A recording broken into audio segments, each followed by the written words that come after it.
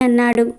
ఇక ఆనాటి నుంచి ఆయన శ్రద్ధగా ఆలోచించి మానవులంతా పాటించవలసిన నియమాలను ఒక్కొక్కటిగా తన వాహనమైన నందీశ్వరుడితో దండోరా వేయించసాగాడు.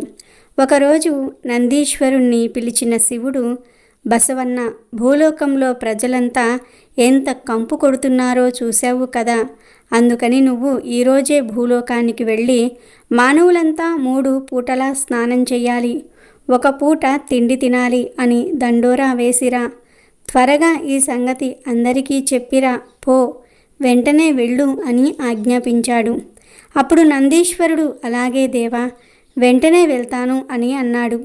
కానీ నిజానికి నందీశ్వరుడికి ఆ రోజున ఎక్కడికి వెళ్ళాలని లేదు. ఎందుకంటే ఇంటి దగ్గర తన భార్య అయిన ఆవు పచ్చిగడ్డి, పచ్చటి జొన్నల కంకుల పప్పు, సజ్జ రొట్టెలు చేస్తుంది.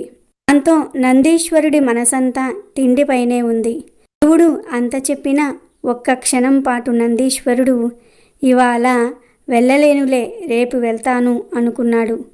కానీ అది కుదరదు. శివుడాజ్ఞను నెరవేర్చాల్సిందే.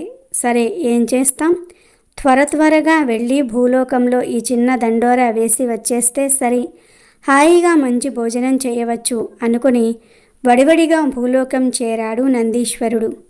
అందరూ వినండహో, శివాజ్ఞ, ఇది శివుడాజ్ఞహో, ఇక నుండి ప్రతి ఒక్కరూ 3 పూటలా తినాలహో, 1 పూట మాత్రమే స్నానం చెయ్యాలహో, అందరూ గుర్తుంచుకోండహో, ఇది శివుడాజ్ఞహో, దీనిని ఎవ్వరూ కూడా మీరరాదహో అని అరుస్తూ డప్పు కొట్టుకుంటూ తిరిగి అందరికీ చెప్పాడు నందీశ్వరుడు. ధ్యాసంతా తిండి మీద, ఇంటి మీదే.